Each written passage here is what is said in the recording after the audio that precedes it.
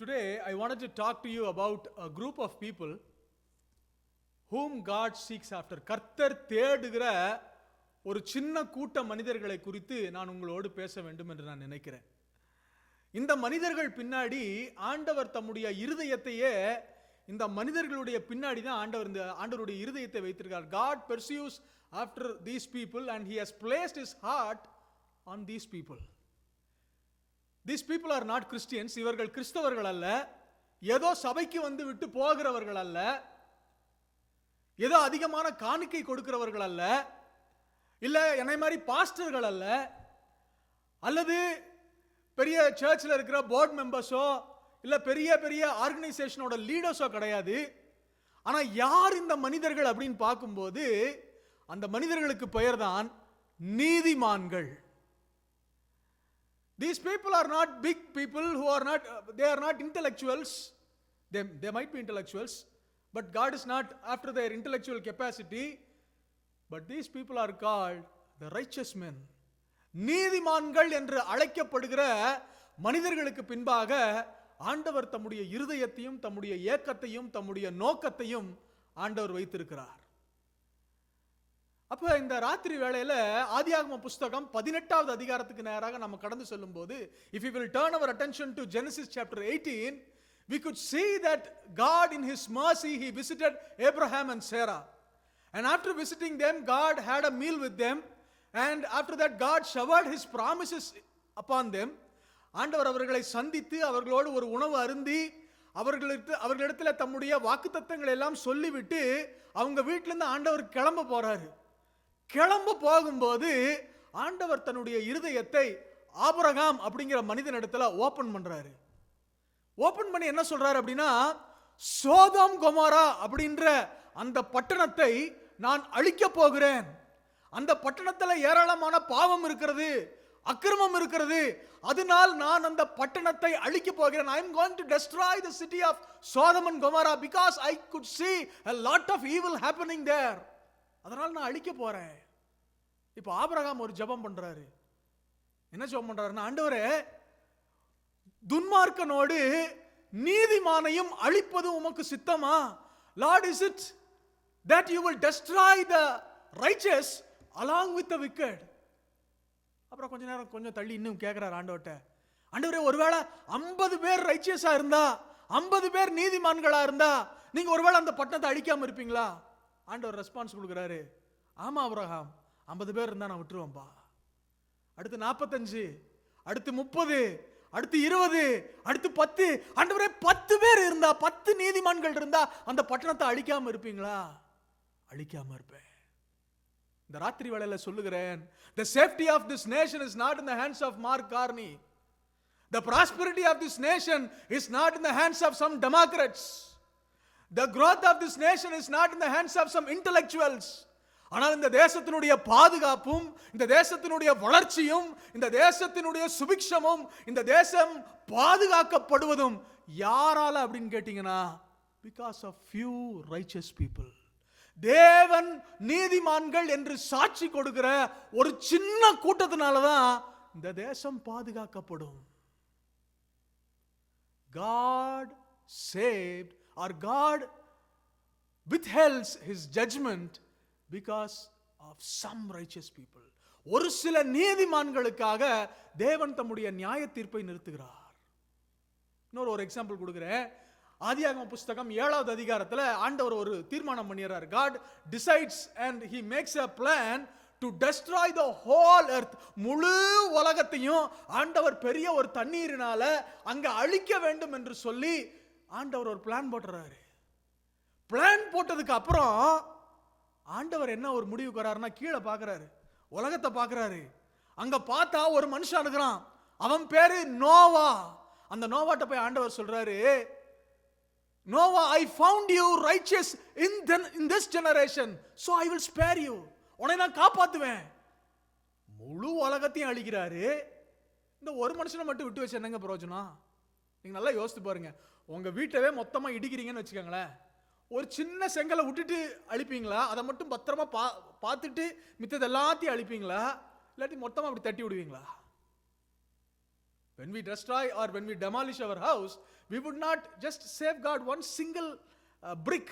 We will demolish the whole house. ஆனா கர்த்தர் என்ன பண்றாருன்னா முழு உலகத்தை அழிக்கணும்னு பிளான் பண்ணிட்டாரு.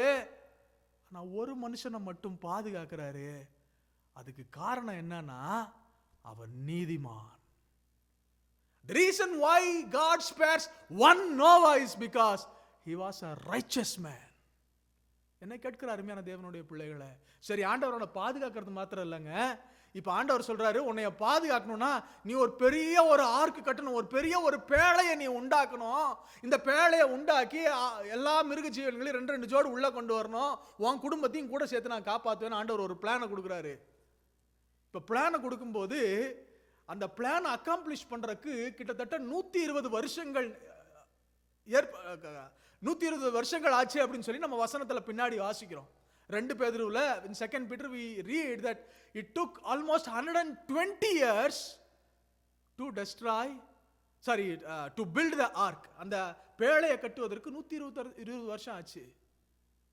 இதெல்லாம் 120 வருஷம் ஆண்டவர் என்ன பண்றாருன்னா ஒரு பிளான் போட்டாரு. அழிக்கணுங்கிறதுக்கு எல்லா பாசிபிளான காரணங்கள் இருக்கு, ரீசன்ஸ் இருக்கு. இந்த ரீசன்ஸ் எல்லாம் இருக்கும் போதும் ஆண்டவர் என்ன பண்றாருன்னா தன்னுடைய ஜட்ஜ்மெண்ட்டை வித்ஹோல்ட் பண்றாரு 120 வருஷம். இப்போ ஒரு கொஸ்டின் கேட்கறேன். அங்கிள், நீங்க இன்னைக்கு நேரத்தில் கிளம்பிட்டீங்க சர்ச்சுக்கு. உங்கள்கிட்ட ஒரு கார் இருக்கு, ஜார்ஜ் அங்கிள்கிட்ட ஒரு கார் இருக்கு. ஜார்ஜ் அங்கிள் அழகா ஓட்டிட்டு வருவாரு. சர்ச்சுக்கு கிளம்பிட்டீங்க. ரூபி ஆண்டி கிளம்பாம இருக்கிறாங்க. எவ்வளோ நேரம் வெயிட் பண்ணுவீங்க? சர்ச்சு 6 மணி, நீங்க கிளம்பிட்டீங்க, உங்கள்கிட்ட கார் இருக்கு, உங்களால் ஓட்ட முடியும். ரூபி ஆண்டிட்டு இன்னொரு கார் இருக்கு. எவ்வளோ நேரம் ஆண்டிக்காக வெயிட் பண்ணுவீங்க? வெயிட்டே பண்ண மாட்டீங்க. உண்மைங்க, நான் அப்படிதான். நான் கிளம்பிட்டேன் 6 மணி ஆகுனா எனக்கு 6:05 ஆக ஆரம்பிச்சிருச்சுன்னா எனக்கு அப்படியே உள்ள டெம்பரேச்சர் இன்க்ரீஸ் ஆகும். என்னடா இன்னும் கிளம்ப மாட்டேங்கிறா, சூர்யா கிளம்பிட்டியா, சூர்யா கிளம்பிட்டியான்னு ஒரு 10 டைம் கேட்டுக்கிட்டே இருப்பேன். ஆனால் நினைச்சு பாருங்க, the maker of heaven and earth, சர்வ பூமியையும் உருவாக்குன ஆண்டவர் அழிக்கிறதுக்கு எல்லா பாசிபிள் ரீசன்ஸ் இருக்கு. he has all valid reason to destroy the earth. எல்லாமே நியாயமான ரீசன்ஸ் இருக்கு. he had all valid reasons. ஆனா இப்ப என்ன பண்றாருன்னா 120 வருஷம் வெயிட் பண்றாரு. யாருக்காக தெரியுமா? ஒரே ஒரு நோவாவுக்கும் அவன் குடும்பத்துக்கும். ஏன் தெரியுங்களா? because he was a righteous man. அவன் ஒரு நீதிமானா இருக்கிறனால ஆண்டவர் என்ன பண்றாருன்னா வெயிட் பண்றாரு. இன்னைக்கு இந்த ராத்திரி வேளையில ஒரு சைட் லெசனா ஒன்று சொல்றேன். நம்ம வெயிட் பண்ண கத்துக்கணும்.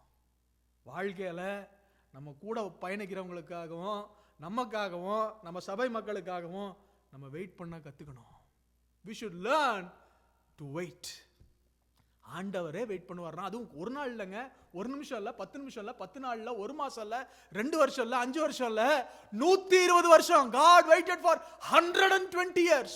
If God can wait for 120 years, you and I are called to wait. You and I are called to be patient. You and I are called to be graceful with our own fellow man. 120 வருஷம் ஆண்டவர் wait பண்றாரு. அதுக்கப்புறம் தம்முடைய அழிவை உண்டு பண்ணுகிறார். இந்த ராத்திரி வேளையில சொல்லுகிறேன், ஆண்டவர் ஏன் வெயிட் பண்ணார்னா நோவா ஒரு நீதிமானா இருந்தான். இன்னைக்கு எல்லாம் உங்க நெஞ்சு மேல கை வச்சு நீங்க மனசுல கொஞ்சம் கண்ண மூடி யோசித்து பாருங்க. உங்களை பார்த்து வெளியில் இருக்கவங்கள கடவுள் இல்ல, நம்ம மனசாட்சி, நம்ம மனசுக்குள்ள ஒன்று இருக்குமே, அந்த மனசாட்சி நம்மளை நீதிமான்னு சொல்லுமா? நம்மளை நல்லவன் சொல்லுமா? நம்மளை உத்தமன்னு சொல்லுமா? நம்முடைய மனசாட்சி. நம்ம நீதிமானா இருப்போம் என்றால் கர்த்தரே நமக்காக காத்திருப்பார். திருப்பிக் கொள்ளலாம். எபிரேயருக்கு எழுதின நிருபம் 11வது அதிகாரம் 4வது வசனம். Let's turn our attention to Hebrews chapter 11 and verse 4. எபிரேயருக்கு எழுதின நிருபம் 11வது அதிகாரம் 4வது வசனம். யாராவது ஒருத்தர் மேலே பார்த்து யாராவது ஒருத்தர் இங்கிலீஷ்ல வாசிங்களேன் சத்தமா. சுகின் அப்படியே கொஞ்சம் சத்தமா வாசிங்களேன் சுகின். By faith Abel offered to God a more excellent sacrifice than Cain, through which he obtained witness that he was righteous, God testifying of his gifts, and through it he being dead still speaks. அப்ப இன்னைக்கு நான் ஆரம்பத்துல ஒரு introduction கொடுத்தேன். நோவா ஒரு நீதிமானா இருந்தா அதனால 120 வருஷம் ஆண்டவர் அழிவு வராம பாதுகாத்துக்கிட்டாருன்னு சொன்னேன். அதுக்கு முன்னாடி சொன்னேன் ஆண்டவர் ஒரு 10 நீதிமான் இருந்தா சோதோம் கொமோராவை அழிக்காம இருப்பேன்னு சொல்லி ஆண்டவர் சொன்னாரு. அப்ப நான் இன்னைக்கு என்ன சொல்ல வரேன்னா, நீங்களும் நானும் நீதிமான்களா ரைச்சியஸ் பீப்புளா இருக்கணும்னு சொல்லி ஆண்டவர் எதிர்பார்க்கிறார். அப்ப எப்படிங்க ரைச்சியஸ் பீப்புளா இருக்கிறது அப்படிங்கிறதா இன்னைக்கு செய்தியோட சாரம். அப்ப எப்படி இன்னைக்கு ரைச்சியஸ் பீப்புளா இருக்கிறது? இங்க ஒரு வசனத்தை வாசிக்கிறோம். ஆபேல் அப்படின்ற ஒரு மனுஷனை குறித்து வாசிக்கிறோம். we learn about a man called Abel. அவன் எப்படி ரைச்சியஸா மாறினா அப்படிங்கறத தான் இந்த வசனத்துல வாசிக்கிறோம். by faith Abel offered God a more excellent sacrifice. விசுவாசத்தினாலே ஆபேல் காயினுடைய பலியிலும் மேன்மையான பலியை தேவனுக்கு செலுத்தினான். அதனாலே அவன் நீதிமான் என்று சாட்சி பெற்றான். Because he offered a more excellent sacrifice, through it he obtained a name, he was righteous. அப்ப more excellent sacrifice னா என்னங்க? degrees of comparison எத்தனை பேருக்கு தெரியும்? இங்கிலீஷ்ல சின்ன வயசுல படிச்சிருப்பீங்களே degrees of comparison. அமிகா பாக்குறீங்க, படிச்சிருக்கீங்கல்ல? சுகின், positive degree, comparative degree, superlative degree, good, better, best. அதுக்கப்புறம் வந்து வேற என்ன சொல்றது, இஆர் ஆர்ஆர் இஆர் போட்டா அது வந்து கம்பேரிட்டிவ், இஎஸ்டி போட்டா அது வந்து சூப்பர்லேட்டிவ். அதுக்கு ஒரு ஃபாஸ்ட், ஃபாஸ்டர், ஃபாஸ்டஸ்ட், ஃபாஸ்டஸ்ட் அப்படி நம்ம வாசிச்சிருப்போம். அப்போ comparative positive, comparative, superlative degree 3 degree சொல்லுவாங்க. இப்போ இங்கே இந்த ஏபேலை பத்தி சொல்லும்போது, ஆபேலை பத்தி சொல்லும்போது மோர் எக்ஸலன்ட் சாக்ரிஃபைஸ் அப்படின்னா ஒரு எக்ஸலன்ட் சாக்ரிஃபைஸ் ஒன்று இருக்கு, மோர் எக்ஸலன்ட் சாக்ரிஃபைஸ்னு ஏபலோட சாக்ரிஃபைஸ் இருக்கு, மோஸ்ட் எக்ஸலன்ட் சாக்ரிஃபைஸ்னு ஒன்று இருக்கு. அப்ப மோஸ்ட் எக்ஸலன்ட் சாக்ரிஃபைஸ் நம்ம எல்லாத்துக்குமே தெரியும். நம்ம எல்லாருமே அறிந்த ஒரு காரியம் என்னன்னா, ஆண்டவராகிய Yesu Kristhu, Jesus Christ is the perfect most excellent sacrifice. அந்த சாக்ரிஃபைஸ் ஆண்டவர் நம்ம கிட்ட எதிரே பார்க்கறது இல்ல. ஏன்னா ஆண்டவருக்கு தெரியும் அந்த சாக்ரிஃபைஸ் நம்மளால பண்ணவே முடியாது, அதை நம்மளால செய்யவே முடியாதுங்கிறனால தான் அவரே கீழே இறங்கி வந்து மனுஷனா வந்து அவர் மரித்து என்னையும் உங்களையும் மீட்டிட்டு இன்னைக்கு சர்ச்சுக்குள்ள உட்காந்துருக்கிறோம். அப்ப மோஸ்ட் எக்ஸலன்ட் சாக்ரிஃபைஸ் இயேசு கிறிஸ்து, அதை ஆண்டவர் எதிர்பார்க்கல. ஆனா ஆண்டவர் என்ன எதிர்பார்க்கிறார் அப்படின்னா, மோர் எக்ஸலன்ட் சாக்ரிஃபைஸ். இந்த மோர் எக்ஸலன்ட் சாக்ரிஃபைஸை நம்ம பண்ணுவோம் அப்படின்னா, மேன்மையான பலியை நாம் செலுத்துவோமானால் ஆண்டவர் நம்மளை எப்படி கூப்பிடுறாரு அப்படின்னா, நீதிமான்கள்னு கூப்பிடுறாரு, ரைச்சஸ்னு ஆண்டவர் நம்மளை கூப்பிடுறாரு. அப்ப என்னங்க இந்த மோர் எக்ஸலன்ட் சாக்ரிஃபைஸ்? ஏங்க இந்த ஆபேலோட வந்து ஆண்டவர் மோர் எக்ஸலன்ட் சாக்ரிஃபைஸ்னு சொன்னாங்க? அப்ப ஆபேலோட மோர் எக்ஸலன்ட் அப்படின்னா, அவன் கூட வந்து செலுத்தின காயினோட சாக்ரிஃபைஸ் எப்படிப்பட்ட சாக்ரிஃபைஸ்னா எக்ஸலன்ட் சாக்ரிஃபைஸ். இப்போ ஒரு கொஸ்டின் வரும், அவன் சாக்ரிஃபைஸ் எக்ஸலன்ட் சாக்ரிஃபைஸ் தானே, அப்புறம் ஏன் ஆண்டவர் அதை ரிஜெக்ட் பண்ணாரு? அப்புறம் ஏன் ஆண்டவர் வந்து அப்புறம் ஏன் அவன் கோவப்பட்டான்? ஒன்று, ஆண்டவர் ரிஜெக்ட் பண்ணது கரெக்டாக இருக்கணும், அவன் சாக்ரிஃபைஸ் எக்ஸலண்ட்டாக இருக்கக்கூடாது. ஆண்டவர் ரிஜெக்ட் பண்ணது ஓகே அப்படின்னு சொல்லி அவன் அடுத்து கோவப்படாமையாச்சும் இருந்திருக்கணும். இப்போ அவன் கோவப்படுறான். அப்போ அவ்வளோ கோவப்பட்டு சொந்த சகோதரனையே கொல்றவனோட சாக்ரிஃபைஸை நீ எப்படியா எக்ஸலன்ட் சாக்ரிஃபைஸ்ன்னு சொல்ற அப்படின்னு சொல்லி நீங்கள் கேட்கலாம். நான் உங்களுக்கு சொல்கிறேன், ஒரு சின்ன ஒரு ரீசன் சொல்கிறேன் ஏன் அது எக்ஸலன்ட் சாக்ரிஃபைஸ்னு. காயின் கொண்டு வந்தது, அவங்க தம்பியை கொலை செஞ்ச காயின் கொண்டு வந்தது என்ன சாக்ரிஃபைஸ்னா எக்ஸலன்ட் சாக்ரிஃபைஸ் தான். ஏன் சரிமா சொல்கிறேன்? இன்னைக்கு நீங்கள் நானும் சர்ச்சுக்குள்ள வந்திருக்கிறோம், ஆண்டவருக்கு ஆராதனை செய்ய வந்திருக்கிறோம். we have come here to sacrifice to the Lord, we have come to offer praises to the Lord, we have come to offer sacrifices of praises to the Lord and thanksgiving to the Lord. இன்னைக்கு வந்திருக்கிறோம் அப்படின்னா அதுக்கு ஒரு காரணம் இருக்கு.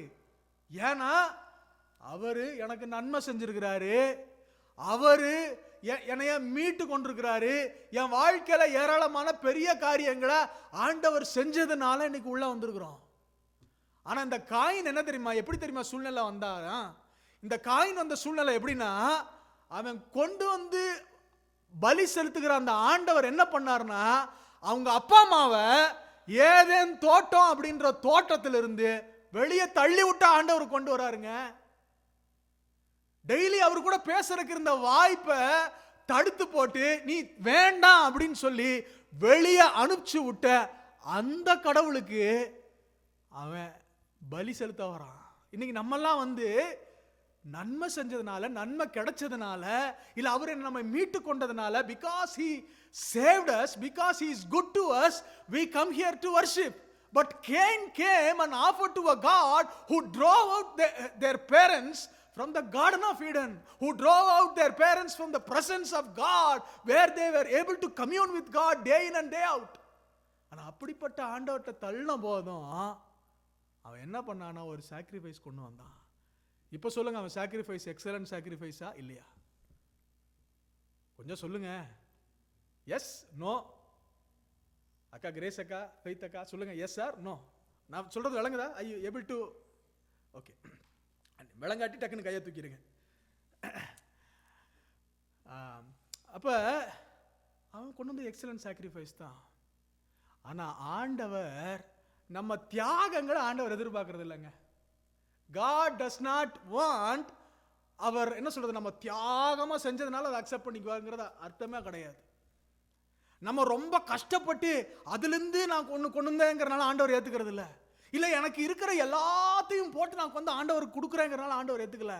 பயங்கர snow அடிக்குது, பயங்கர கஷ்டமா இருக்குது. போன வாரத்தில் இப்போ சுயின் வந்தார் வீட்டுக்கு, 6வது நாள் அந்த ஜூம் மீட்டிங்கில் பாடுறதுக்காக மனுஷன் வந்தார். வந்துட்டு போகும்போது ஸ்னோக்கில் போய் வண்டி சிக்கிருச்சு. அப்போ நான் மனசுக்குள்ள உண்மையாலுமே ஒரு ஜோம் பண்ணேன் காலையில், ஆண்டவரே இந்த மனுஷன் இந்த ஸ்னோக்குள்ளே இந்த ஜூம் மீட்டிங்காக வந்துட்டு இப்படி சிக்கிட்டாரு, இவரை ஆசீர்வதிங்க அப்படின்னு சொல்லி ஜோம் பண்ணேன். அப்புறம் தான் இந்த செய்தியில் ஆயத்தம் பண்ணும்போது யோசித்தேன், அவ்வளோ தியாகமாக ஆண்டவருக்காக நம்ம ஏதாவது செஞ்சால் ஆண்டவர் உடனே ஏற்றுக்குவாரா அப்படின்னு கேட்டிங்கன்னா ஆண்டவருக்காகலாம் வேண்டாங்க. ஆனால் ஆண்டவர் எதை ஏற்றுக்கிறாரு தெரியுங்களா? நீங்கள் ஒன்றுமே கொண்டு வராமல் வாங்க. ஆனால் ஒரு விஷயம் இந்த வசனத்தில் வாசிக்கிறோம், அந்த வசனம் 11வது அதிகாரம் 4வது வசனத்தில் வாசிக்கிறோம், விசுவாசத்தினாலே ஆபேல், by faith Abel. அப்போ what makes our sacrifice more excellent is not the amount of sacrifice, is not the magnitude of the sacrifice, but what makes the sacrifice more excellent is the ingredient called faith. விசுவாசம் என்கிற அந்த ஒரு விஷயம் இருக்குமானாதான் அதுதாங்க நம்முடைய பலிகளை மேன்மையான பலியாக்குது. நம்ம எவ்வளவு கொடுக்குறோங்கிறது இல்ல, எப்படி கொடுக்குறோங்கிறது இல்ல, ஆண்டவர் பார்க்கறதெல்லாம் உள்ள நம்ம ஆராதிக்கும் போது நமக்குள்ள விசுவாசம் இருக்கா? விசுவாசம்னா என்ன?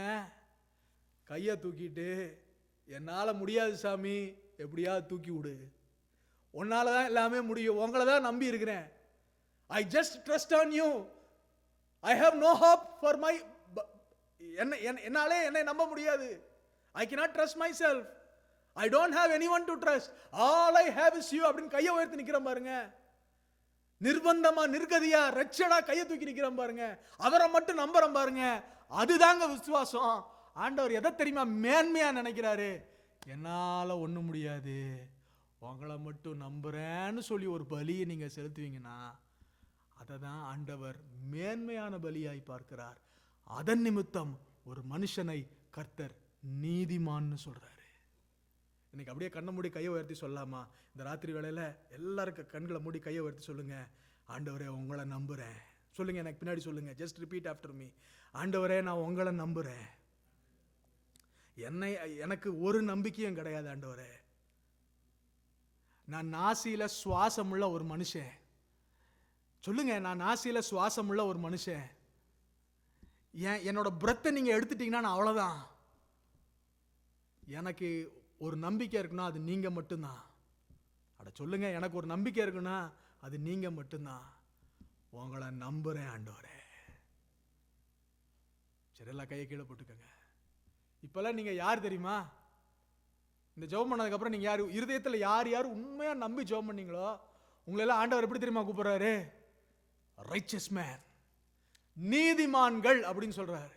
யார் இவ்வளவுதாங்க ரட்சிக்கப்படுறது.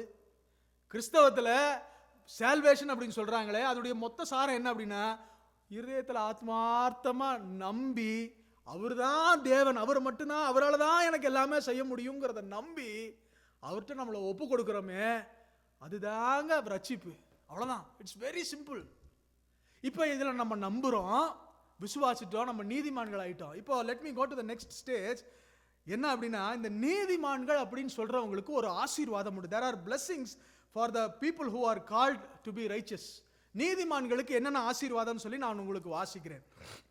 முதலாவதாக இந்த நீதிமான்களுக்கு என்ன ஆசீர்வாதம்னா, ப்ராவர்ப்ஸ் சாப்டர் 3 and verse 33, நீதிமொழிகள் 3வது அதிகாரம் 33வது வசனத்தை நம்ம வாசிக்கும் போது, அங்க வசனத்துல வாசிக்கிறோம், the curse of the Lord is in the house of the wicked, but he blesses the home of the just.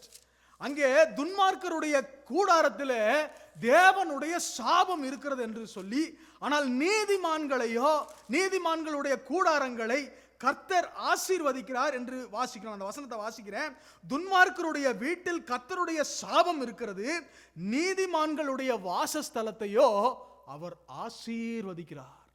So the first blessing what we get because when we turn righteous is that கர்த்தர் உடைய ஆசீர்வாதத்திற்கு பாத்திரவான்களாய் மாறுகிறோம். We become eligible for the blessings of God. Our house will be blessed. உங்கள் கூடாரங்கள் ஆசீர்வதிக்கப்படும், உங்களுடைய பண்டக சாலைகள் ஆசீர்வதிக்கப்படும், உங்களுடைய வேலை ஸ்தலங்கள் ஆசீர்வதிக்கப்படும், உங்களுடைய தேவைகள் கர்த்தர் சந்திப்பார். எப்போ அப்படின்னா நீங்கள் நீதிமான்களா இருக்கும்போது. ஆனால் இதை நம்ம ரொம்ப நேரமா சுருக்கி இதை மெட்டீரியல் பிளெஸிங்ஸ்க்காக மட்டும் நம்ம சொல்லக்கூடாது. It is not just material blessings, but we have to relate to the goodness of God. When you turn righteous, God's goodness and God's favor is upon you. தேவனுடைய நன்மையும் கிருபையும் உங்களை தொடரும். அப்ப இரண்டாவது காரியம் என்ன நடக்க, என்ன ஆசீர்வாதம் அப்படின்னு பார்க்கும்போது, சங்கீதம் 5வது சங்கீதம் 12வது வசனத்தை வாசிக்கும் போது, for you Lord will bless the righteous with favor and will surround him with a shield. ஆண்டவரே, நீர் நீதிமானை ஆசீர்வதித்து காருண்யம் என்னும் கேடகத்தினால் அவனை சூழ்ந்து கொள்ளுகிறீர். அப்ப முதல் ஆசீர்வாதம் சொன்னேன், God blesses. இரண்டாவது ஆசீர்வாதம் ஒரு நீதிமானுக்கு என்ன அப்படின்னா, கொடுத்த ஆசீர்வாதத்தை அவர் பாதுகாக்கிறார். God protects the blessing. மூணாவது ஆசீர்வாதத்துக்கு மேல கடந்து போகிறேன். சங்கீதம் 92வது சங்கீதத்தில் அங்கே 12வது வசனத்தில் வாசிக்கிறோம், the righteous shall flourish like a palm tree, he shall grow like the cedar in the Lebanon. நீதிமான் பனையை போல செழிப்பான். அப்படின்னா ஆசீர்வாதம் இருக்கும் ஒன்று, ரெண்டாவது அந்த ஆசீர்வாதத்தின் மேல ஒரு பாதுகாப்பு இருக்கும், ரெண்டு, மூணாவது காரியம் என்னன்னா, அவனுக்கு ஒரு என்லார்ஜ்மெண்ட்டை கர்த்தர் கட்டளையிடுவார். கர்த்தர் ஒரு பெருக்கத்தை கட்டளையிடுவார், ஒரு வளர்ச்சியை கட்டளையிடுவார். ஞானத்துல, ஆவிக்குரிய வாழ்க்கையில, இந்த பூமியில இருக்கிற பண தேவைகளில, நம்முடைய எல்லைகளை கர்த்தர் நிச்சயமாய் பெருக பண்ணுவார். எப்பன்னா நம்ம நீதிமான்களாய் இருக்கும்போது. நம்ம நீதிமான்கள் என்று சொல்லும் போது, இன்னைக்கு ராத்திரி எத்தனை பேர் உண்மையா கை உயர்த்தி, ஆண்டவரே நீங்க தான் எனக்கு தஞ்சான்னு சொன்னீங்களோ, நீங்கள் எல்லாம் நீதிமான்கள், இந்த ஆசீர்வாதத்திற்கு நீங்கள் பாத்திரவான்கள். You are worthy of these blessings if you had really from all of your heart prayed that prayer to humble yourself, surrender yourself and say to the Lord, Lord, you alone are my hope. நான்காவது ஆசீர்வாதம் சொல்லுகிறேன். ஒரு மனுஷனுக்கு ஆசீர்வாதம் உண்டு, பாதுகாப்பு உண்டு, வளர்ச்சி உண்டு. நான்காவது ஆசீர்வாதம் அங்கே சங்கீதம் 14வது சங்கீதம் 5வது வசனத்துல, for God is with the generation of the righteous. கர்த்தர் நீதிமான்களுடைய சந்ததியோட இருக்கிறாரே அப்படின்னு வசனத்துல வாசிக்கிறோம். அப்ப நம்மளுடைய வாழ்க்கையில மட்டும் இல்ல, நம்ம ஆசீர்வாதம் மாத்திரம் இல்ல, நம்முடைய பாதுகாப்பு மாத்திரம் இல்ல, நம்முடைய வளர்ச்சி மாத்திரம் இல்ல, கர்த்தர் நம்முடைய சந்ததிகளையும் ஆசீர்வதிக்கிறார். அண்ணே ஆண்ட்ரோன், எனக்கு சொல்றேன், நீங்க நீதிமான்களா இருப்பீங்கன்னா உங்களுக்கு மட்டும் ஆசீர்வாதம் இல்லைண்ணே, அடுத்து எலைஜாக்கு, எலைஜாவோட பிள்ளைக்கு, எலைஜாவோட பிள்ளையோட பிள்ளைக்கு, சந்ததிகளுக்கு கர்த்தர் ஆசீர்வாதத்தை கொடுக்கிறாரு. God sends his blessings for generations. ஐந்தாவது ஆசீர்வாதம் அவனுடைய மரணம். ஒரு நீதிமானுடைய மரணம் ஆசீர்வாதமானது. ஏன் அப்படி சொல்றேன் அப்படின்னா, அங்கே எண்ணாகம புஸ்தகம் 23வது அதிகாரம் 10வது வசனத்துல வாசிக்கிறோம். நம்பர்ஸ் சாப்டர் 23 and verse 10, பேலம் அப்படின்ற அந்த பிலேயாம் அப்படின்ற அந்த ப்ராஃபட் அழுகிறான், ஆண்டவரே என்னுடைய மரணம் அந்த நீதிமான் மாதிரி இருக்கட்டும், அந்த நீதிமான் சாகர மாதிரி நான் சாகட்டும் அப்படின்னு அவன் கெஞ்சுறான், அவன் ஜெபம் பண்றான், ஆண்டவர்ட்ட அழுகிறான். ஏன்னா நீதிமானோட மரணம் கூட குளோரியஸான ஒரு மரணம். நீதிமான்களுடைய மரணம் கர்த்தருக்கு பிரியமானது. God loves, God glorifies even the death of a righteous man. இன்னைக்கு இந்த ராத்திரி வேளையில சொல்லுகிறேன், அடுத்த ஒரு ஆசீர்வாதத்தை சொல்லுகிறேன். அடுத்து நியாய தீர்ப்புக்கு முதல்ல நான் அந்த பாயிண்ட்டை சொன்னேன். எப்படி நியாய தீர்ப்பு வரும்போது, ஆண்டவருடைய ஜட்ஜ்மெண்ட் வரும்போது, ஆண்டவருடைய அழிவு ஆண்டவர் ஒரு தேசத்துக்குள்ள அனுப்பும்போது இந்த நீதிமான்களை கர்த்தர் பாதுகாக்கிறார். He spares the righteous from the judgment.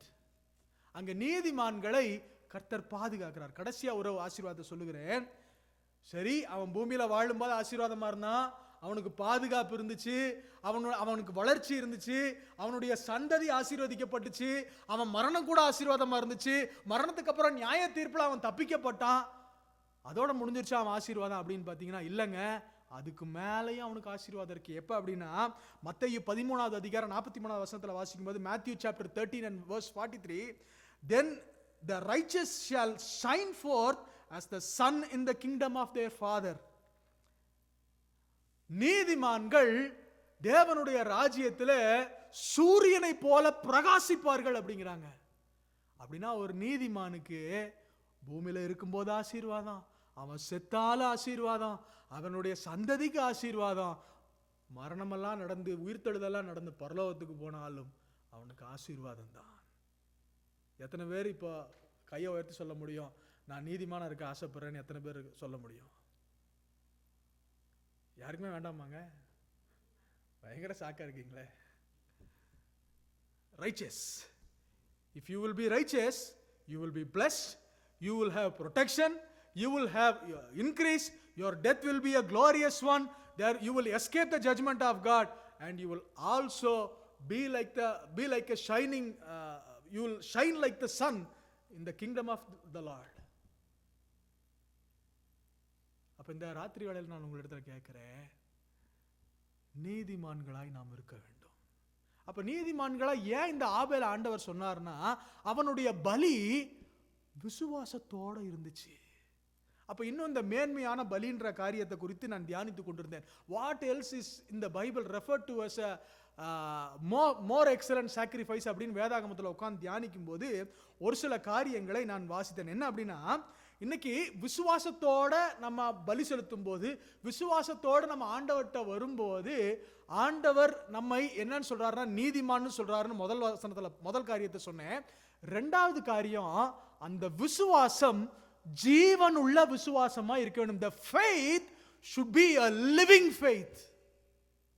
ஒரு நாள் நம்ம எல்லாம் ஆண்டவர் சமூகத்துல போய் கையை உயர்த்தி, நம்ம இப்போ கொஞ்ச நேரத்துக்கு முன்னாடி நம்ம ஜெபம் பண்ணோமே அது மாதிரி கையை உயர்த்தி ஹேண்ட்ஸை ரைஸ் பண்ணி ஆண்டவர் சமூகத்தில் என்ன பண்ணோம் அப்படின்னா, ஆண்டவரே எனக்கு நீங்க தான் தஞ்சம், என்னை நீங்க தான் காப்பாற்றணும் அப்படின்னு சொன்னோம்.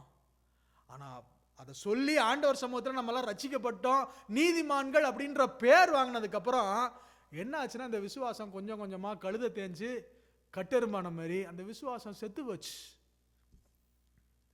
அப்ப விசுவாசம் உயிர்ப்புள்ளதா இருக்க வேண்டும். அப்ப உயிருள்ள விசுவாசம் என்ன அர்த்தம் அப்படின்னா, இந்த விசுவாசம் கிரியை செய்ய வேண்டும். It should show fruits. நான் ரட்சிக்கப்பட்டேன்னு சொல்லிட்டு நான் கெட்ட வார்த்தையா பேசினேன்னா அண்ணா என்னென்ன சொல்லுவீங்க? என்ன சொல்லுவீங்க? நான் நல்லா ரட்சிக்கப்பட்டேன், பயங்கரமா சர்ச்சுக்குள்ள வந்து கை தட்டி அந்நிய பாஷையெல்லாம் பேசுறேன், ஆனா வெளியில வந்து நான் பேசும்போது என்ன ரொம்ப சர்வசாதாரணமா நிறைய கெட்ட வார்த்தை சொல்றேன்னா சுப்ரீமனே என்ன சொல்லுவீங்க? இவன்லாம் ரட்சிக்கப்பட்டு என்ன பிரயோஜனம்? ரட்சிக்கப்பட்டேன்னு இவன் சொல்லி என்ன பிரயோஜனம் சொல்லுவீங்களா இல்லையா? என்னக்கா ஃபெய்த்தக்கா சொல்லுவீங்களா இல்லையா? He doesn't deserve to call himself as a saved. ஆனா இந்த ராத்திரி வேளையில சொல்லுகிறேன், நிறைய நேரத்தில் ஒருவேளை கெட்ட வார்த்தைங்கிற ஏரியால நம்ம எல்லாம் நல்லவங்களா இருக்கோம், நம்ம தேறிட்டோம். ஆனா நிறைய வேற இடங்கள்ல கோபம், பொறாமை, பெருமை, மற்றவங்க ஏதாவது சொல்லிட்டா உடனே நம்மளால் தாங்கவே முடியறதில்ல. டக்கு டக்குன்னு வந்துடுது. இந்த வாரத்தில் ஒரு ஒரு ஒரு என்னுடைய ஆஃபீஸில் நடந்த ஒரு சம்பவத்தை சொல்கிறேன். எனக்கும் அந்த சிவிஎஸ்ல இருக்கிற அந்த அந்த மேனேஜருக்கும் ஒரு இமெயில் கான்வர்சேஷன். அது என்ன கான்வர்சேஷன்? எங்கள் கான்ட்ராக்ட் முடியுது. கான்ட்ராக்ட் முடியுனா நீங்கள் பெட்டியை கட்டுங்கப்பா, நாங்கள் வேற ஒரு கம்பெனியை வச்சு இந்த வேலை செஞ்சுக்கிறோன்னு சொல்லிட்டாங்க. இப்போ எனக்கு மனசுக்குள்ளே என்ன இருக்கும்? என்ன அறியாமல் ஒரு கோபம் இருக்கும். என்னடா பெட்டியை கட்ட சொல்லிட்டானுங்க. இப்போ அவனுக்கு அந்த அந்த அந்த கம்பெனிக்கு தேவையான ஒரு வேலை எனக்கு மட்டும்தான் தெரியும். only I know a particular job what the my என்ன சொல்றது my client has to do. But now my client has said like enough, I have found another person to do this job. இப்போ இப்படி சொல்லும்போது ஒரு mail போடுறாங்க. என்ன mail போடுறாங்கன்னா, எனக்கு இந்த விஷயத்தை நாலேஜ் ட்ரான்ஸ்ஃபர் பண்ணிடு, do a knowledge transfer about all of these things and then finish it. இப்போ எனக்கு ஆல்ரெடி உள்ள என்ன இருக்கு? ஒரு கோவம் இருக்கு. இவன் நம்மளை பெட்டியை கட்ட வச்சுட்டான், நம்ம கான்ட்ராக்டை க்ளோஸ் பண்ணிட்டான் அப்படின்னு. ஒரு 10 நாளைக்கு முன்னாடி அதே அந்த கிளையன்ட் சைடில் இருக்க இன்னொரு மேனேஜருக்கு நான் அந்த கேட்டியை கொடுத்துட்டேன். இப்போ இந்த மெயில் வந்த உடனே என் கை பரபரப்பாக நான் போய் என்ன அடித்தேன் அப்படின்னா, already this KT has been given, if you think you need more KT ஸ்கெடியூலை வேற ஒரு நேரத்துக்கு எனக்கு எந்த நேரத்துக்கு சாதகமோ அந்த நேரத்துக்கு நீ ஸ்கெடியூல் பண்ண, அப்போ வந்து நான் தரேன் அப்படின்னு டப்படப்பட அந்த அந்த கோவத்தை கொப்பளிச்சு என்ன பண்ணிட்டோம், ஊற்றியாச்சு இமெயிலில். இப்போ அந்த மனுஷன் கிளையண்ட்டு சருன்னு அந்த மனுஷனுக்கு கோவம் பண்ணி அடுத்த ஒரு இமெயில் அவர் அடிக்கிறாரு. I don't understand the attitude behind this response அப்படின்னு அவர் அடிக்கிறாரு. இப்போ உங்களுக்கு முன்னாடி நின்று பேசிகிட்டு இருக்க உங்கள் போதகர் தாங்க. நமக்குள்ளே என்ன இருக்குது? இன்னும் செத்த கிரியை இருக்குது, டெட் ஒர்க்ஸ் இன்னும் நமக்குள்ளே இருக்குது. ஏன் அப்படின்னா நம்ம விசுவாசம் இன்னும் வளரணும். ஒரு சில இடங்கள்ல நம்ம வளர்ந்துருக்கிறோம். நம்ம ரட்சிக்கப்பட்ட நாள்ல இருந்து இன்னைக்கு நம்ம ஒரு சில இடங்கள்ல வளர்ந்துருக்கிறோம். ஆனால் இன்னும் நம்ம வளர வேண்டிய இடங்கள் நிறைய இருக்கு.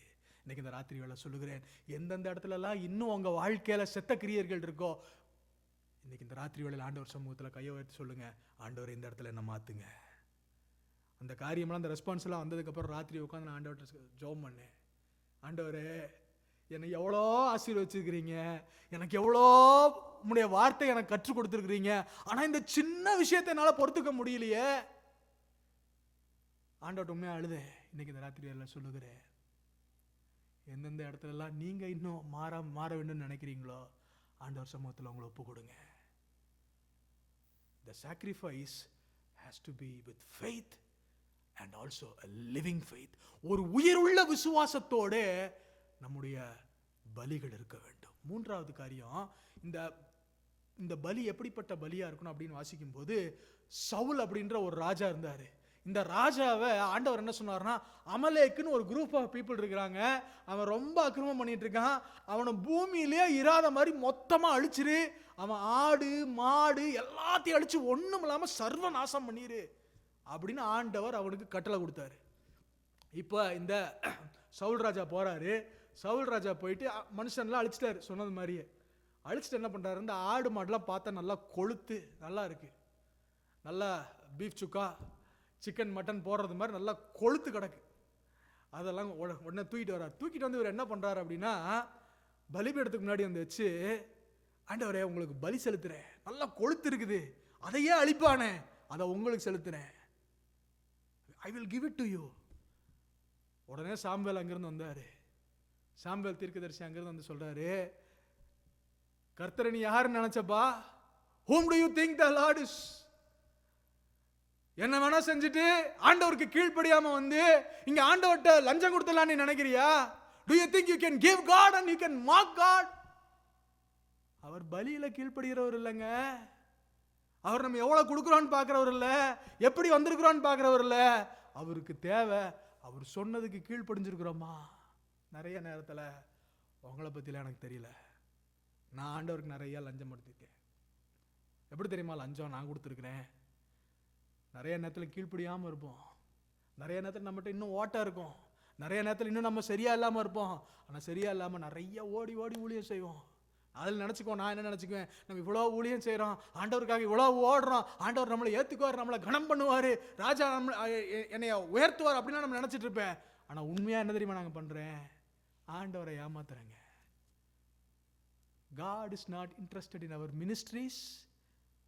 God is interested in our lives.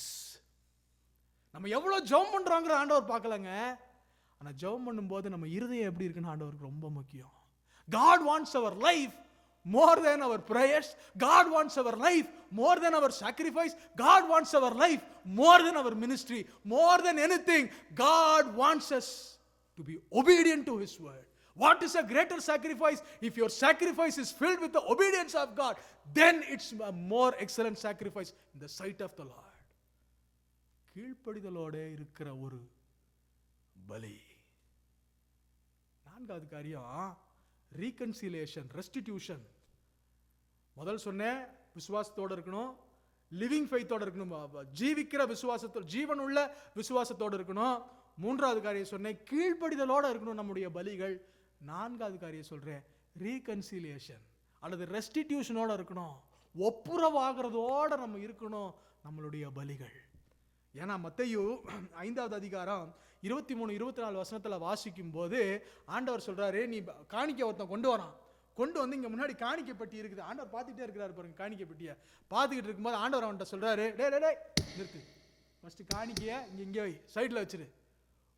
போன வாரம் ஒருத்தன் கூட சண்டை பட்டல, உங்க அண்ணன் ஒருத்தன் கூட பேசி பயங்கரமா பிரச்சனையாச்சுல்ல, அவங்க கூட சமாதானமாக, அவங்க கூட சமாதானம் ஆயிட்டு அப்புறம் வந்து காணிக்கையை போடு. அப்ப நம்முடைய வாழ்க்கையில யார் யார்கிட்ட ஒப்புரவாகாம இருக்கிறோமோ, இந்த ராத்திரி வேளையில சொல்லுகிறேன், சமயத்துல ஒப்புரவாகிறது எனக்கு ரொம்ப கஷ்டம். எனக்கு உங்களுக்குலாம் தெரியல, நான் நிறைய நேரத்தில் நான் அதாவது காரணம் இல்லாமல் ஒரு சில நேரத்தில் நமக்கு ஒரு சிலவங்க நம்மளை பகைச்சிடுவாங்க. Without reason at certain times some people will show anger or some people will do something against us. அப்போ நம்ம வந்து என்ன பண்ணுவோம்னா அவங்கள்ட்ட தள்ளி இருப்போம். சரி வேண்டாம், எதுக்கு வம்பு தான் வருது, எதுக்குன்னு தள்ளி நிற்போம். ஆனால் ஆண்டவர் என்ன சொல்றாருன்னா, நீ தள்ளி நிற்கிறது அதை நான் எதிர்பார்க்கல, ஃபர்ஸ்ட் அவங்க கூட போய் சமாதானமாயிட்டு வா. இன்னைக்கு இந்த ராத்திரி வேளையில் சொல்லுகிறேன், God standards are so high. ஒரு சில நேரத்துக்கு என்னால் முடியறது இல்லைங்க, நான் ஓப்பனாக சொல்கிறேன், நிறைய நேரத்தில் என்னால் பூரணமாய் மன்னிக்கிறதுக்கு முடியறதில்லை. ஒரு சிலரெல்லாம் மன்னிச்சிருவேன், பரவாயில்ல சரிப்போ இப்படி தானே அவங்க எல்லாம் பண்ணாங்க அப்படின்னு சொல்லுவேன். ஆனால் திரும்ப அவங்க அதே காரியத்தை பண்ணும்போது என் மனசுக்குள்ள என்ன தெரியுமா ஓடும், இதுக்குத்தான் அன்னைக்கே இவனுக்கு இந்த மன்னிப்பு கொடுத்தது தான் தப்பு, அதனால தான் திரும்பவும் இவன் இதே வேலையை பண்ணுறான்னு எனக்கு தோணும். ராத்திரி வேலை சொல்லுகிறேன், ஆண்டவர் ஆனால் என்ன சொல்றாருன்னா, ஒரு டைம் இல்லைங்க, 2 டைம் இல்லைங்க, 7 டைம் இல்லைங்க, 770 டைம்ஸ், 70 தரம் மன்னிக்கணுமா. அப்ப மன்னிக்கிறதுக்கு நம்ம ஆண்டவர் நம்மகிட்ட எவ்வளவு எதிர்பார்க்கிறாரு. காணிக்கைக்கு முன்னாடி மன்னிப்பு ரொம்ப முக்கியம்.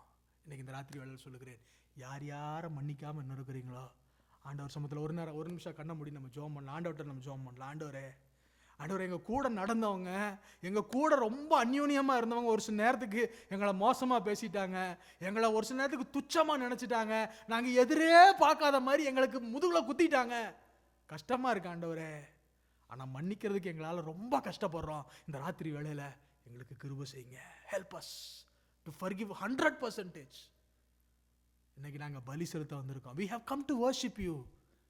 Before we worship, before we offer our praise, before we offer our sacrifice, before we offer our thanksgiving, எங்களை மன்னிக்க எங்களுக்கு கற்றுத்தாங்க. தொடர்ந்து நான் பேசுகிறேன். அப்ப உங்களுக்கு என்ன சொன்னா, ஆபேல்ன்ற ஒரு மனுஷனா ஆண்டவர் அங்கே என்ன சொன்னார் அப்படின்னா, நீதிமான், ரைச்சியஸ் பர்சன் அவர் சொன்னாரு. அதுக்கு காரணம் அவனுடைய சாக்ரிஃபைஸ். அந்த சாக்ரிஃபைஸ் எப்படிப்பட்ட சாக்ரிஃபைஸா இருந்துச்சு அப்படின்னா, விசுவாசத்தோடு இருந்துச்சு, ஜீவனுள்ள விசுவாசத்தோடு இருந்துச்சு, ஒபீடியன்ஸ் ஆன சாக்ரிஃபைஸ். 4வது ஒப்புரவாகுதலின் ஒரு sacrifice. It was a sacrifice of reconciliation, a sacrifice with faith, living faith, a sacrifice with obedience, and a sacrifice with reconciliation. And that's why that sacrifice was called as a more excellent sacrifice, and through it he obtained the name righteous. And I also spoke about the blessings of righteous. ஒரு நீதிமானுடைய ஆசீர்வாதங்களை குறித்து நான் பேசினேன். இப்ப ஒரு காரியத்தை நீங்க புரிஞ்சுக்கணும், ஆண்டவருக்கு நல்லா தெரியும், நீங்களும் நானும் நம்ம முயற்சியினால நீதிமான்கள் ஆக முடியாது. இப்ப இதெல்லாம் சொன்னனே, கீழ்ப்படிதல். எத்தனை பேருக்கு கீழ்ப்படியணும்னு ஆசைங்க? எல்லாத்துக்கும் கீழ்ப்படியணும்னு ஆசை. ஆனா எல்லாரும் 100% கீழ்ப்படுகிறோமா? 100% கீழ்ப்படுகிறோமா? Not always possible. Yes, we want, but not possible. அடுத்து இப்படி கேட்குறேன், இன்வெஸ்டாக கேட்குறேன். போன வாரம் கேட்டேன்னு நினைக்கிறேன். எத்தனை பேருக்கு இன்னைக்கு வீட்டுக்கு போய் சண்டை இன்னைக்கு போட்டு ஒரு 2 மணி நேரம் சண்டை போடணும்னு எத்தனை பேருக்கு ஆசை சொல்லுங்க? ஒரு 2 மணி நேரம் சண்டை போட்டு இன்னைக்கு அழுதுட்டு தான் தூங்கணும்னு எத்தனை பேருக்கு ஆசை? யாருக்குமே ஆசை இல்லை. ஆனால் நம்மளை அறியாமல் நம்ம என்ன பண்ணுறோம்? போய் நம்ம சண்டை போடுறோம், பிரச்சனை பண்ணுறோம், பிரச்சனைக்குள்ள மாற்றோம். இந்த ராத்திரி வேளையில நான் சொல்லுகிறேன், ஆண்டவருக்கு நம்முடைய வாழ்க்கையில் நிறைய நேரத்தில் முடியாதுன்னு தெரியும். ஆனால் ஒரு சில காரியங்கள் எதிர்பார்க்குறாரு. அதுக்கு என்ன தெரியுமா ஆண்டவர் வழி வச்சிருக்கிறாரு? அங்கிள் சொன்ன மாதிரி என் கூட வந்து ஒட்டிக்கப்பா, என் கூட நேரம் செலவு பண்ணு, நான் உன்னை மாத்துறேன், நான் உன்னை சேஞ்ச் பண்ணுறேன். ஆண்டவர் வைத்திருக்கிற வழிகள் ரொம்ப சிம்பிளுங்க, ரொம்ப சிம்பிள். விசுவாசத்தினால நம்ம நீதிமான் அழைக்கப்படுகிற, we are called righteous. நம்ம ஏதோ செஞ்சிட்டனால இல்லை, இப்போ கை உயர்த்தி ஜெபம் பண்ணமே அதனால தான். அதுக்கு மட்டும் நம்ம ரைச்சஸ்ன்னு கூப்பிடுறதுக்கு மட்டும் இல்லை, உண்மையாலுமே என்னைய ரைச்சஸாக மாத்தறக்கா வச்சு ஆண்டவர் வச்சிருக்கிற வழி என்னன்னா ஃபெய்த். அதனால தான் வசனம் சொல்லுகிறது, விசுவாசத்தினால நீதிமான் பிழைப்பான். அப்ப பேர்ல மட்டும் நீதிமான்ங்கிறது கிடையாது, பேர்ல மட்டும் ரைச்சஸ் இல்ல, ரைச்சஸ்னஸ் லிவ் பண்றதுக்கும் ஆண்டவர் வச்சிருக்கிற வழி என்ன அப்படின்னா ஃபெய்த், விசுவாசம். அப்ப நம்ம வாழ்க்கையில திரும்ப திரும்ப நம்ம பண்ண வேண்டியது என்ன அப்படின்னா, ஆண்டவரே எனக்கு ஹெல்ப் பண்ணுங்க. ஆண்டவரே, நம்ம எல்லாரும் உழுவோம், 100% நீங்க பரலோகத்துக்கு போற வரைக்கும் உழுவீங்க. ஆனா பிரச்சனை யாருக்கு தெரியுமா? பிரச்சனை உளுந்ததுக்கு அப்புறம் நான் செஞ்சது கரெக்ட் தானேன்னு பேசுறான் பாருங்க, அவனுக்கு தான் பிரச்சனை. யாருக்கு தெரியுமா ஆசீர்வாதம்? யார் திரும்ப ஆண்டவர் நீதிமான்களாக்குறான்? ஏன்னா நீதிமான் ஆண்டவர் சொல்லும்போது, ரைச்சஸ்னு ஆண்டவர் சொல்லும்போது அவன் விழுகவே மாட்டான்னு சொல்லல. வசனம் என்ன சொல்லுது அப்படின்னா, நீதிமான் 7 தரம் விழுந்தாலும் எந்திரிப்பான். இந்த riches even though he falls 7 times he will rise up. அப்போ நீதிமான் உழுவான், ரைச்சஸ் will fall down. ஆனா அவன் யாருன்னா அவன் திரும்ப எந்திரிச்சிருக்கிறவன். அப்ப காட்ஸ் டெஃபினிஷன் நீதிமான் அப்படின்னா தப்பே செய்யாதவன் இல்ல, தப்பு செய்யறவன் தான். ஆனா தப்பு செஞ்ச உடனே அவனுக்கு தப்புன்னு உள்ள அந்த மனசாட்சி சொல்லும் பாருங்க. இந்த ராத்திரி நேரத்துலலாம் ஒரு சில நேரத்துக்கு கோபமா பேசிட்டு நைட்டு போய் படுத்த உடனே எல்லாரும் தூங்கிடுவாங்க, நம்ம மனசு மட்டும் உள்ள அடிச்சுட்டு கிடக்கும். இன்னைக்கு அப்படி பேசிடக்கூடாது, அந்த மனுஷன் இப்படி நம்ம பேசிடக்கூடாது. உடனே அடுத்து போனை எடுங்க, இல்லை அடுத்த நாள் காலையில பாருங்க, போய் மன்னிப்பு கேட்டுருங்க. உங்களை ஆண்டவர் நீதிமான்னு பார்ப்பாரு. Don't have any grudge in your life. நம்ம பரவாயில்லைங்க, it's okay to be humble. நம்ம ஒண்ணுமில்லை, இவன் இப்படிதான் திரும்ப திரும்ப இப்படிதான் கோவப்படுவான், திரும்ப இப்படிதான் சாரி கேட்பான், நம்மளை பத்தி அப்படியே பேர் இருந்தா பரவாயில்ல, தட்ஸ் ஓகே. ஒரு நாள் வரும் கோவமே படாதவங்கள ஆண்டவர் நம்மளை மாத்துவாரு. அடுத்தவன் சொல்ற வார்த்தை நம்மளுக்கு குத்தாத மாதிரி ஆண்டவர் நம்மளை மாத்துவாரு. அதை மாத்தி இருக்கிறது என் வாழ்க்கையில பார்த்திருக்கிறேன். நிறைய இடத்துல God has been continuously changing. ஆனா ஆண்டவர் அதற்கு எதிர்பார்க்கிற ஒரே ஒரு காரியம், ஆண்டவரே ஐம் சாரி, நான் தப்பு பண்ணிட்டேன். இப்படி ஒரு எக்ஸாம்பிள் சொல்றேன். சுப்ரீமன் சொல்லுங்க, சூர்யா ஒரு விஷயத்தை செய்யவே மாட்டேன்னு சொல்லுவான் ஒரு தப்பு பண்ணிட்டு. அடுத்து 10 நிமிஷம் கழிச்சு செய்யும் போது நீங்க என்ன பண்ணுவீங்க?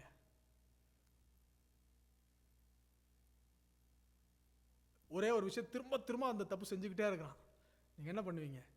எந்தெந்த வழியிலெல்லாம் அவனை இந்த தப்பை விட்டு அவனை வெளியில கொண்டு வரணுமோ அவனை தனியாக கூப்பிட்டு போய் சொல்றது. இப்போ சூர்யா விட்ருங்க, ஜெரமியா வச்சு நான் சொல்லும்போது அவன் ஒரு சில நேரத்துக்கு பயங்கர ஸ்ட்ரெஸ்ஃபுல் அப்படியே பேசிட்டு இருப்பான். அப்போ ஒரு சில நாளில் என்ன பண்ணுவேன்னா அட்டி கொடுப்பேன். அப்போ ஒரு சில நாளுக்கு அப்புறம் அவன் திரும்ப வந்து, அப்பா சாரிப்பா நான் இனிமேல் செய்யவே மாட்டேன்பாம்மா. அப்புறம் ஒரு 10 நிமிஷம் கழிச்சு என்ன பண்ணுவான், திரும்ப அதே மாதிரி முரண்டு பிடிப்பான், அப்படின்ட்டு முரண்டு பிடிப்பான். அப்போ நாள் போக போக நான் என்ன யோசிப்பேன்னா, வேற வழிகளை அவன்கிட்ட பயன்படுத்துவேன். ஒரு நேரம் கூட்டிகிட்டு போய் எதையாவது ஒரு டாயை வாங்கி கொடுத்து, டேய் இப்படிலாம் கோப்படக்கூடாதா அப்படிம்பேன். அப்போ நம்ம செய்ய அவனும் வளர என்ன ஆகும் அப்படின்னா, இன்னைக்கு பார்க்குறேன் அவன் ஒரு 6 மாதத்துக்கு முன்னாடி எந்தெந்த விஷயத்தெல்லாம் அவன் முரண்டு பிடிச்சிட்டு இருந்தானே, இன்னைக்கு அவன் அந்த விஷயத்தில் முரண்டே பிடிக்கிறது இல்லை. ஏன்னா அவன் மன்னிப்பு கேட்டான், திரும்ப நான் அவனுக்கு கிரேஸ் கொடுத்தேன், அவன் மன்னிப்பு கேட்டான், கிரேஸ் கொடுத்தேன். நடக்கும்போது அவன் வளர மாறிடுச்சு. இதுதாங்க ஆண்டவர் நம்ம வாழ்க்கையில செய்யறாரு. God does the same thing in our life. இந்த ராத்திரி வேளையில நம்ம வாழ்க்கையில் எங்கெங்கெல்லாம் ஒரு ஓட்டம் இருக்கோ அதிலெல்லாம் ஆண்டவர்கிட்ட போய் திரும்ப நம்ம சரண்டர் ஆகும். ஆண்டவர்கிட்ட சொல்லுவோம், ஆண்டவரே ஐ நீட் ஹெல்ப், நான் தப்பு பண்ணிட்டேன்னு சொல்கிறது தப்பே இல்லைங்க. Yes we all do failures. எல்லாரும் ஏதோ ஒரு விஷயத்தில், சின்னத விஷயம் பெரிய விஷயம் எல்லாத்துலேயும் விழுகிறோம். நமக்கு அடுத்தவங்க செய்கிற விஷயத்த கையை நீட்டி அங்கே பாரு அவன் அப்படி பேசினான்ல, அவன் அப்படி செய்கிறான்ல, அவன்லாம் யோக்கியமா அப்படின்னு பேசுறதுக்கு நம்மளுக்கு வாயும் கையும் என்ன பண்ணும், தபக்குன்னு போகும். ஆனால் அதே இப்படி திரும்பி வந்து நான் தப்பா ஆண்டவரேன்னு சொல்கிறதுக்கு நமக்கு ரொம்ப கஷ்டம், கடினம். ஆனால் இந்த ராத்திரி வேளையில் ஆண்டவர் எதிர்பார்க்கறது என்ன தெரியுமா? உங்களை நீதிமான ஆசீர்வாதம் சொன்னனே, உங்களுக்கு ஆசீர்வாதம், உங்களுக்கு பாதுகாப்பு, உங்களுக்கு உயர்வு, உங்கள் சந்ததிகளுக்கு ஆசீர்வாதம், இதெல்லாம் யாருக்கு தரார் அப்படின்னா, ஆண்டவரே நான் தப்பு, நான் யூஸ்லெஸ், எனக்கு ஹெல்ப் பண்ணுங்கன்னு யார் கேட்குறாங்களோ அவங்களுக்கு அந்த ஆசீர்வாதத்தை ஆண்டவர் கொடுக்குறாரு. ஒரே ஒரு மனுஷனை மாத்திரம் சொல்லி நான் முடிக்கிறேன். அங்கே ஆக்ட்ஸ் சாப்டர் 10ல் கொர்நேலியு அப்படின்ற ஒரு மனுஷனை குறித்து சொல்லும்போது 22வது வசனத்தில் he was a righteous man அப்படின்னு அந்த மனுஷனை குறித்து வேதமே சாட்சி கொடுத்த ஒரு மனுஷன் யார் அப்படின்னா கொர்நேலியஸ். இப்போ இந்த மனுஷனுடைய வாழ்க்கையிலேருந்து ஒரு 4 காரியத்தை மாத்திரம் நான் உங்களுக்கு கற்றுக் கொடுக்குறேன். என்ன அப்படின்னா, இவனை நீதிமான்னு சொல்லும்போது அவனுக்கு 4 காரியம் இருந்துச்சு. அந்த 4 காரியத்தை இன்னைக்கு ராத்திரி ஆண்டவரே எனக்கு அது கொடுத்துருங்கன்னு சொல்லி நம்ம ஜெபம் பண்ணிட்டு நம்ம கடந்து போக போகிறோம். குயிக்காக முடிக்கிறேன். 4 காரியம் என்னன்னா, முதல் காரியம் ஃபியர் ஆஃப் காட், தேவனுக்கு பயப்படுற பயம். தேவனுக்கு பயப்படுற பயம் அப்படின்னா, முதல்ல ஒரு பெரிய பிரசங்கம் பண்ணியிருக்கிறேன். தேவனுக்கு பயப்படுற பயம்னா பொல்லாப்புக்கு விலகிறது. அதை எப்படி கற்றுக்கிறது? 2 காரியம் வசனத்திலேருந்து நான் உங்களுக்கு சொல்கிறேன். 2 வசனத்தை நான் சொல்கிறேன். நீங்கள் வீட்டில் போய் நீங்கள் அதை தியானித்து பாருங்கள். உபாகம புஸ்தகம் 17வது அதிகாரம் 18-19வது வசனத்தில் சொல்கிறாங்க, நீ தேவனுக்கு பயப்படுகிற பயத்தை பழகும்படிக்கு, to learn the fear of God, take a copy of the book which has the law of God and read it. இந்த வசனத்தை வாசிங்க, உங்களுக்கு தேவனுக்கு பயப்படுகிற பயம் இன்னதென்று நீங்கள் பழகி கொள்வீர்கள். You will learn. ராத்திரி வேளையில் சொல்றேன், உங்களை கையெடுத்து கேட்குறேன், உங்க வாழ்க்கையில நீங்க இந்த சர்ச்சுக்கு வரீங்க வரல, இல்லை இந்த சபையில் நீங்க வளரல, என்னைய உங்களுக்கு பிடிக்கல, இதெல்லாத்தையும் தள்ளி வச்சுட்டு உங்கள்கிட்ட கையெடுத்து கேட்குறேன், ஒரு நாளைக்கு ஒரு 5 நிமிஷம் இந்த பைபிளை வாசிங்க. Just spend at least 5 minutes in your life. நீங்க வாசிக்கிறதுனால எனக்கு பிரயோஜனம் இல்லை, நீங்க வாசிக்கிறதுனால கடவுளுக்கு பிரயோஜனம் இல்லை, நீங்க வாசிச்சீங்கன்னா உங்களுக்கு பிரயோஜனம், உங்களுக்கு நிச்சயமா பிரயோஜனம். எதிர்பார்ப்பு, என்னுடைய ஆசை எல்லாம் என்ன தெரியுமா? சபையில் எனக்கு நிறைய ஆட்கள் வந்து எனக்கு உண்மையாலுமே சந்தோஷம். இன்னைக்கு வந்து இன்னைக்கு வர்றதுக்கு முன்னாடி பாத்ரூம் போயிருந்தேன். பாத்ரூம் போயிட்டு ஆண்டவரே என்ன ஆண்டவரே யாருமே வரல இன்னும் அப்படின்னு மனசு ஒரு மாதிரி ஒரு குமுறல். அப்புறம் குமுறல் என்னன்னா, கரெக்டாக அப்போ தான் ஃபோனை அப்படி ஸ்கால் பண்ணேன். ஊரில் எங்கள் சர்ச்சோட இந்த ஸ்டேட்டஸ், எங்கள் பாஸ்டர் வந்து ஸ்டேட்டஸ் வச்சுருந்தார். ஒரு 300-400 பேர் இப்படி கையை உயர்த்தி அப்படியே ஆராதனை பண்ணிட்டு இருக்காங்க. அதை ஸ்டேட்டஸ் வச்சுருந்தார். அதை பார்த்துட்டு என் மனசுக்குள்ள என்ன போச்சுன்னா, ஆண்டவர் இந்த 300-400லாம் வேண்டாம், ஒரு 2 பேர் வரட்டும் ஆண்டவரே, ஒரு 2 பேர் வரட்டும். வெளியில் அப்படியே ஜோம் பண்ணிட்டு ஒரு ஏக்கத்தோட தான் வெளியில் வந்து பார்த்தா நம்ம கிரேஸ் அக்கா ஃபெய்த் அக்கான்னு இருந்தாங்க. ஆண்டவரே அவ்வளோ சீக்கிரமாக எனக்கு ஆன்சர் கொடுத்துட்டீங்களா என்ன? எனக்கு உண்மையிலுமே சந்தோஷம். எனக்கு ஆள்கள் வந்தால் சந்தோஷம். ஆனால் இந்த சந்தோஷத்தை விட எனக்கு எது தெரியுமா பெரிய சந்தோஷம்? அதோட எனக்கு எது தெரியுமா பெரிய சந்தோஷம்? பாஸ்டர், இந்த வருஷத்தில் பைபிளை படித்து முடிச்சிட்டேன். நான் டெய்லி இப்போ பைபிளில் உட்காந்து கிடக்கிறேன்.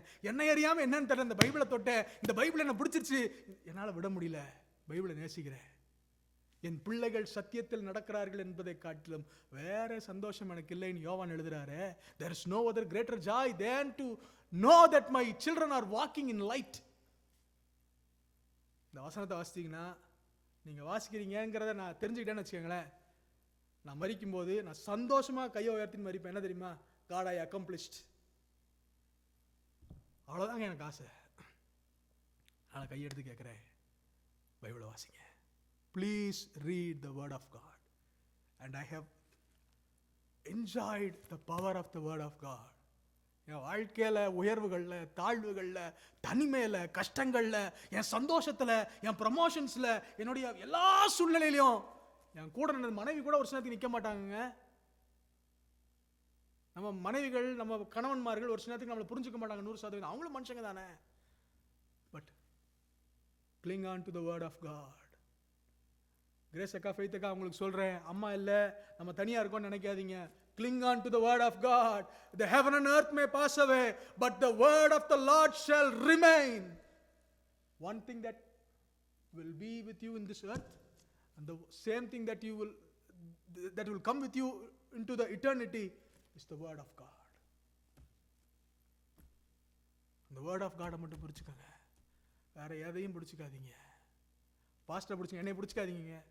ஆண்டவர் உங்களை வேற சபைக்கு போக சொன்னாங்கன்னா, திருப்தியாக போக சொன்னாங்கன்னா, வசனத்தின்படி உங்களை போக சொன்னாங்கன்னா சந்தோஷமா போங்க. I am ready, open. நான் ஏன் சொல்கிறேன் அப்படின்னா, வசனத்தை பிடித்து கொள்ளுங்கள். வசனம் வசனம் வசனம். only this word can save you. அப்போ இந்த ஃபியர் ஆஃப் காட் எங்கே லேர்ன் பண்ணணும்னா வசனத்தில் வாசிக்க முடியும். இன்னொரு வசனம், யாத்திராங்க புஸ்தகம் 14வது அதிகாரம் 22, 23 நம்ம வசனத்தில் வாசிக்கிறோம். என்ன வசனத்தில் வாசிக்கிறோம்னா, டைத் ஆஃபரிங் கொடுக்குறது நம்ம நிறைய நேரத்தில் என்ன நினைக்கிறோன்னா, ஆண்டவருக்கு தேங்க் பண்ணுறதுக்காக, ஆண்டவர் எனக்கு இவ்வளோ கொடுத்தாரு அதனால நான் தேங்க் பண்ணுறதுக்காக கொடுக்குறேன் அப்படின்னு சொல்லி நம்ம நினைக்கிறோம். ஆனால் டைத் அண்ட் ஆஃபரிங் எதுக்காக ஆண்டவர் கொடுக்கணும்னு அனதர் ரீசன் என்ன சொல்கிறாருன்னா, உபாகம் புஸ்தகம் 14வது அதிகாரத்தில் கர்த்தருக்கு பயப்படுறது எப்படின்னு பழகிறதுக்காக நீ கொடு. அப்போ நம்ம கொடுக்கறது மூலமாக ஆண்டவர்கிட்ட தேவனுக்கு பயப்படுறது எப்படின்னு நம்ம கற்றுக்கலாம். So Cornelius was a riches man. அவனுடைய வாழ்க்கையில் ஃபியர் ஆஃப் காட் இருந்துச்சு. ரெண்டாவது காரியம், அவன் வாழ்க்கையில் என்ன இருந்துச்சு அப்படின்னா, ஃபியர் ஆஃப் காட் அவனுக்கு மாத்திரம் இல்லை, அவன் மொத்த குடும்பத்தோடு ஃபியர் பண்ணான் அப்படின்னு சொல்லி அதே ஆக்ட்ஸ் சாப்டர் 10 verse 1 10வது அதிகாரம் 1வது வசனத்தில் அப்போஸ்தலர் 10:1 அவன் தன் குடும்பத்தார் அனைவரோடும் கர்த்தருக்கு பயந்தான். நான் ரெண்டாவது ஒரு புளியை உங்களுக்கு முன்னாடி வைக்கிறேன். கொஞ்ச நாளைக்கு முன்னாடி அமிகா சொன்னாங்க, நாங்கள் இப்போ குடும்ப ஜெபம் ஆரம்பிச்சிருக்கிறோம் அப்படின்னு சொன்னாங்க. I think it's continuing. Okay, இல்லாட்டி நான் திரும்ப சொல்கிறேன், ரீஸ்டார்ட் இட். திரும்ப குடும்ப ஜெபத்தை ஆரம்பிங்கள். ரொம்ப நேரம் ஆகாதுங்க, ஒன்றுமே இல்லை.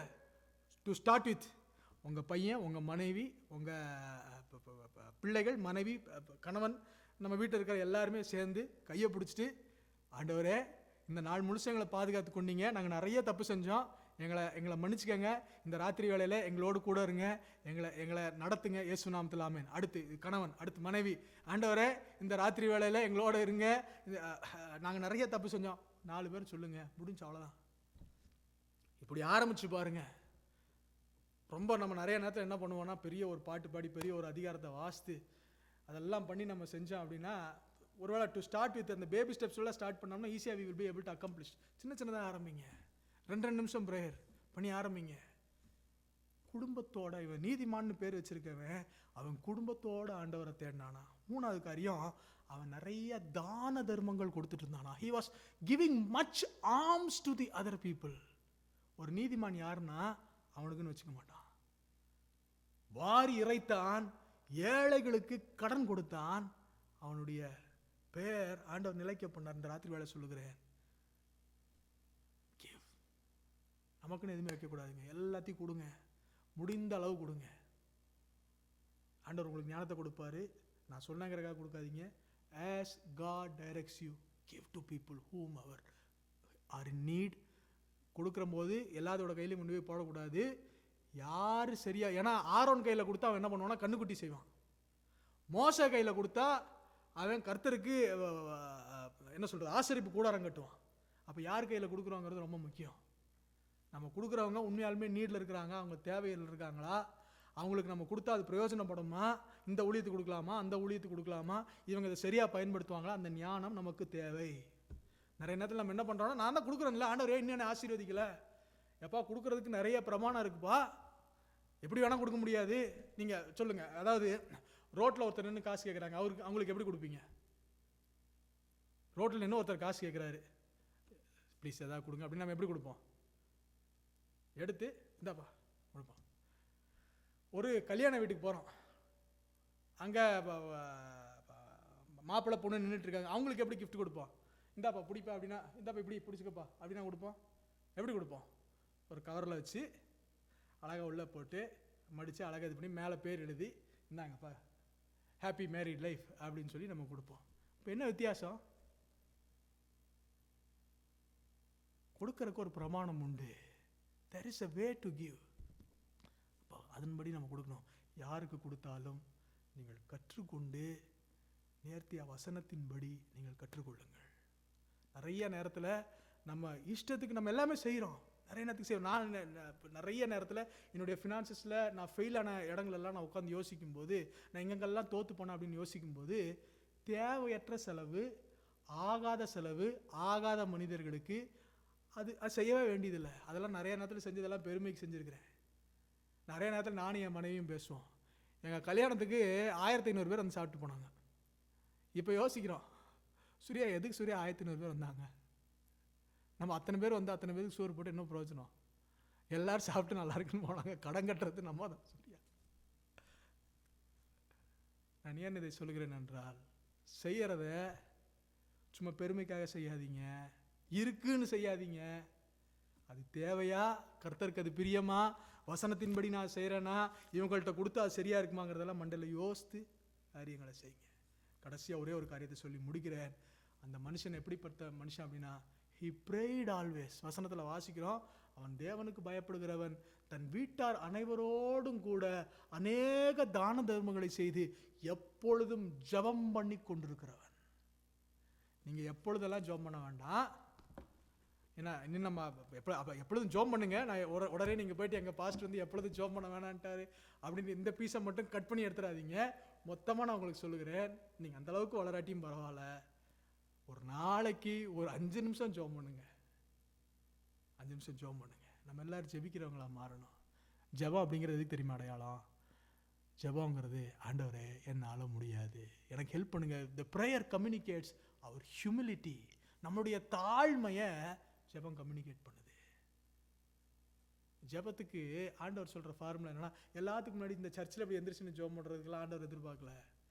அறை வீட்டுக்குள்ளே நம்ம மனைவி கூட தெரிய வேண்டாம், நம்ம பையனுக்கு கூட தெரிய வேண்டாம், கதவை பூட்டிட்டு இல்லாட்டி நைட் படுக்கும்போது கூட எல்லாரும் தூங்கினதுக்கப்புறம் ஒரு 2 நிமிஷம் ஆண்டவர் சமூகத்தில் சத்தம் கூட யாருக்கும் கேட்க வேண்டாம். ஆண்டவரே நான் தப்பு பண்ணிட்டேன், நான் நிறைய விஷயத்தில் தோற்று போயிட்டேன், நான் இந்தந்த விஷயத்தெல்லாம் அந்த நாளில் செஞ்சேன், எனக்கு இதிலெல்லாம் நான் வந்து நல்லா செஞ்சேன், இதிலெல்லாம் எனக்கு ஹெல்ப் பண்ணீங்க, இதிலெல்லாம் என்னை தூக்கி நிறுத்தினீங்க, இதிலெல்லாம் எனக்கு இன்னைக்கு ஒரு பிளஸ்ஸிங்கை கொடுத்தீங்க, இன்னைக்கு என் பிள்ளையை பாதுகாத்துட்டீங்க. ஒரு 5 நிமிஷம் குடும்பமாகவும் ஜெபம் பண்ணுங்க, தனியாகவும் ஜெபம் பண்ணுங்க. உங்களை ஆண்டவர் எப்படி தெரியுமா கூப்பிடுவார்?